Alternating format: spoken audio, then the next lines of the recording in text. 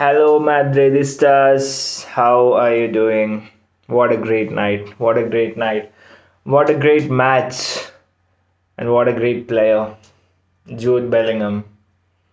You've you've run out of words to describe him. It's that good. He's that good. I don't want to sound like a broken record because I've been saying this time and time again. This guy is just he's a definition of a generational talent because I've never seen any player just come into a club like Real Madrid and take the stage by storm, take the league by storm. He's undisputably the best player in the league and possibly the best player in the world because I can't quite point out like anyone who's having as good a season as he has.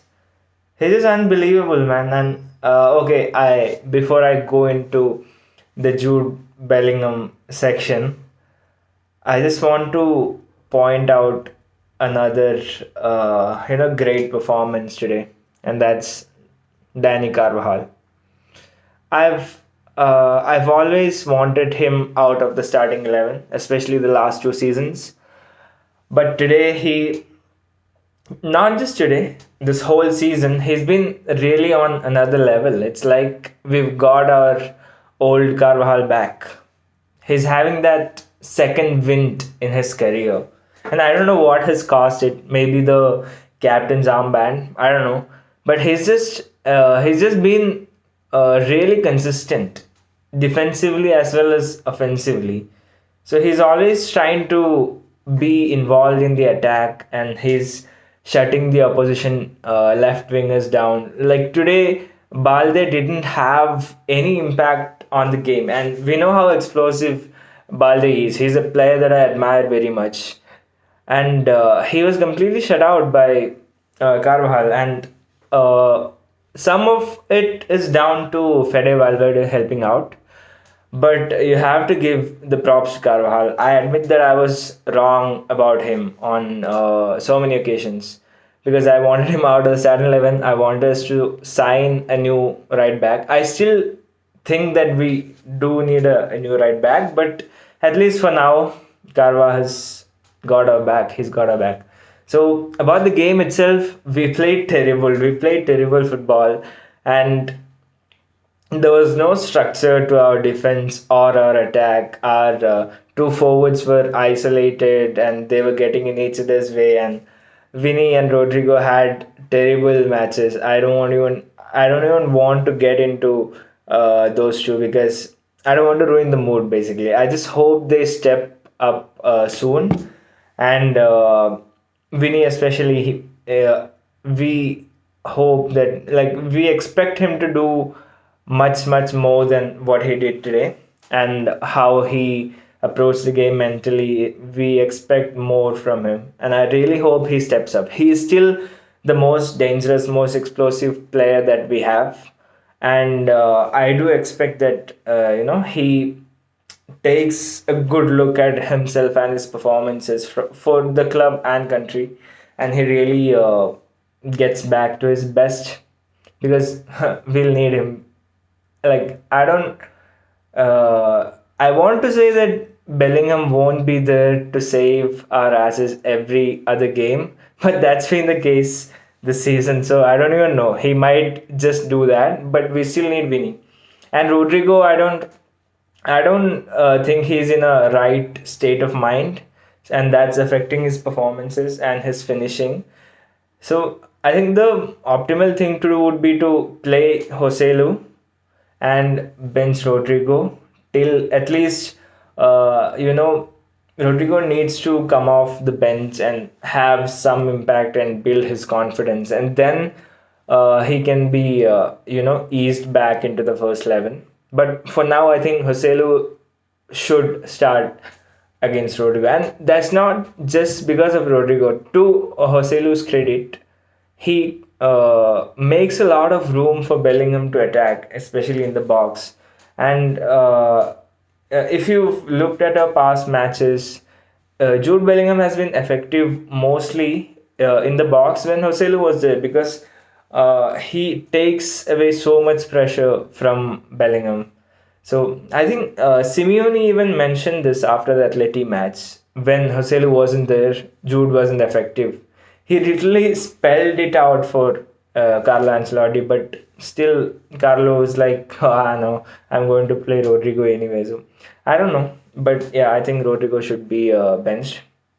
I'll be really happy to get to be proved wrong again. But yeah, I think Joselu makes us function better as a team. And another performance that I want to highlight is two performances basically. The two subs, Kamavinga and Modric.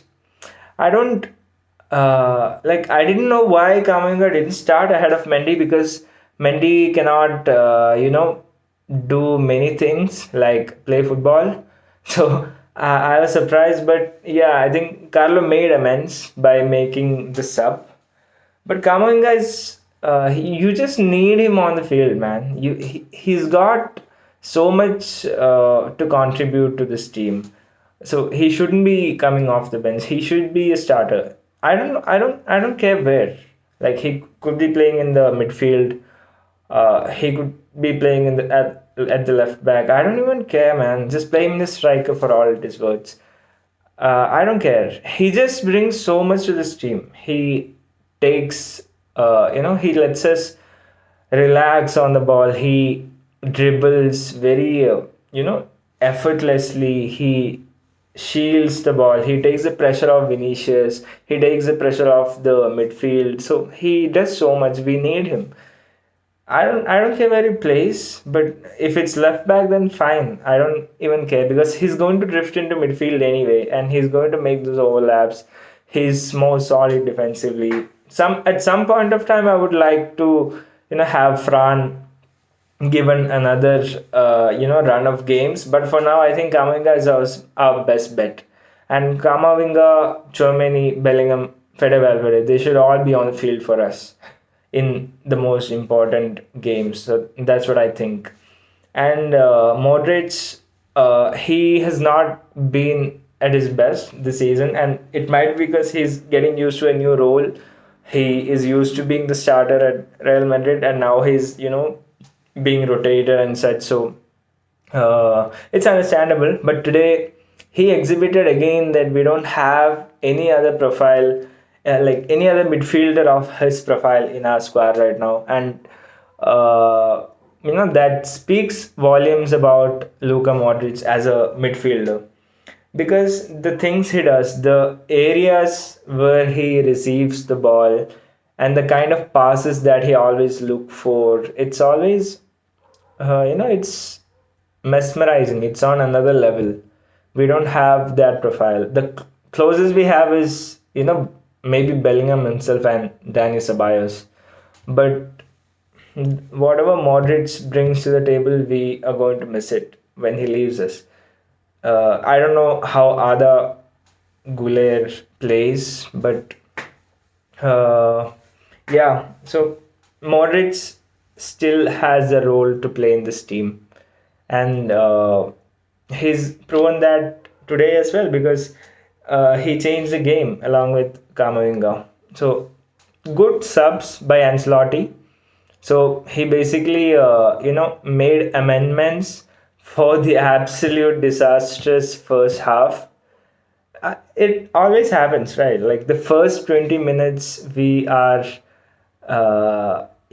destined to concede, because we forget how to play football in the first 20 minutes.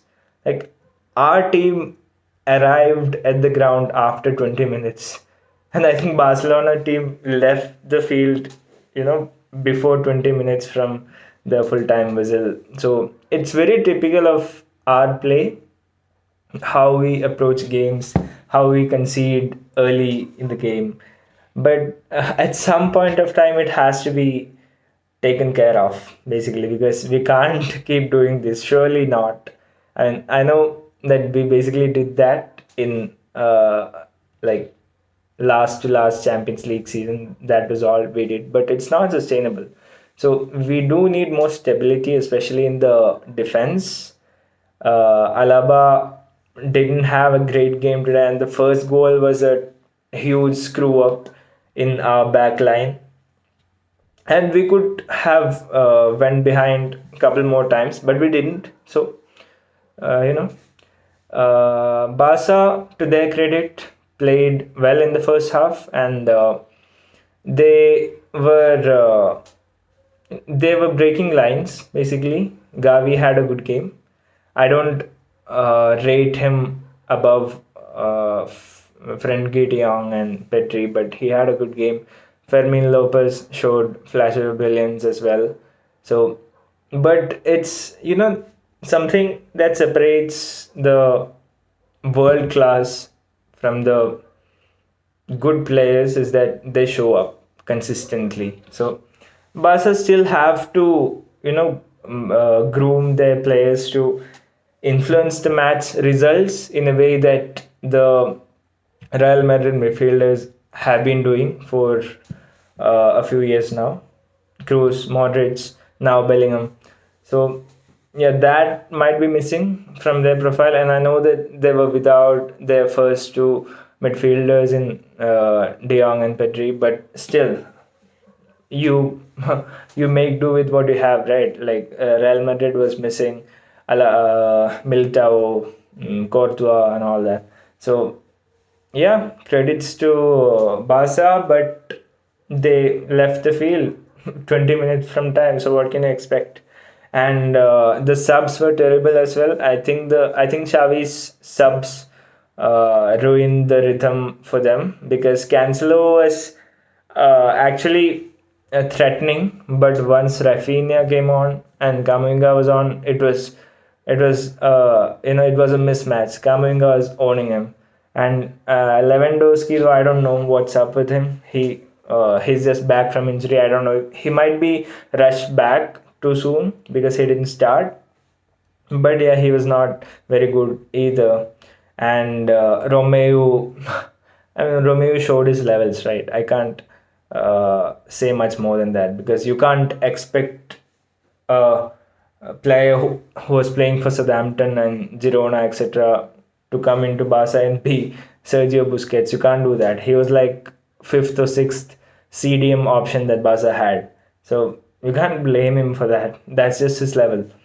So yeah, and yeah, talking about Jude Bellingham, man, I can't I can't begin to express how much he is influencing this sport as a whole. Like there might be a whole new generation who starts watching matches because of him. Like we had Cristiano or Messi or I don't know Mbappe for some, but the influence that he has at this age is insane, and it's fully down to his ability to do everything, absolutely everything with the ball that footballer. I'm not even saying midfielder. He's a complete footballer. He's not a complete midfielder. He's a complete footballer. He has all the traits to be the greatest player, like one of the greatest players at least, because he is exhibiting a new skill trait every single game. It's like he's unlocking a new skill every single game, like it's some video game or something. So last match he had a curled finesse shot outside the box, like it was like Kaka or something. Then this match he pulls out a rocket from 30 yards out, like prime Fede Valverde or Cedo or something. And he's been doing some insane passes, outside the boot passes like Modric. Then he's been showing amazing vision like Cruz or Xavi, etc. And he dribbles like uh, his Pogba or Zidane or something. He's very he's very complete in his skill set that he's actually scary good. He's that good because if I remember correctly, he's influenced 7 out of 11 matches or something for Real Madrid this season, and that is something that you expect from your star player over the course of a season, and it's just been a quarter season. So I don't know what is I don't know what he's doing, man. He's too good. I can't. I'll. I'm just being repetitive at this point, but he's just that good. He's insane. And as I mentioned, Carlo Ancelotti do deserve the credit for playing him in this role. But yeah, he would function better with Joselu as his striking partner or whatever. And I'm really really happy that now we have at least three midfielders who can shoot absolute rockets from outside the box, because we knew that Valverde had a rocket launcher in his boots. We know how true and powerful he shoots it, and we know Chouameni had a shot in him as well. And I think he tried one this match also. So now we know that Jude also has that in his locker. So we'll be looking for these skill sets to unlock low blocks and different kinds of defenses, and that's excluding Cruz and Modric. So really exciting times ahead. But yeah, as I said, we still need to sort out a lot of things in our game plan, and I hope Carlo does that. I don't know. I mean, some of his shortcomings have been exposed earlier, and he still hadn't learned from that. But to his credit, the subs were really good, and they changed the game. And yeah, 4 points at the top. Jude Bellingham, Pichichi, uh, Pichichi contender. I think he's 3 goals ahead of whoever is second. Uh, just lost for words. He's amazing. Yeah. So yeah, good night, everyone. So hope to see you next match. I know that I've not been doing this consistently because I've had other commitments, but yeah, today I felt like I had to do it because I wanted to let out my happiness somehow. And yeah, I guess that's what football is about anyway, right? So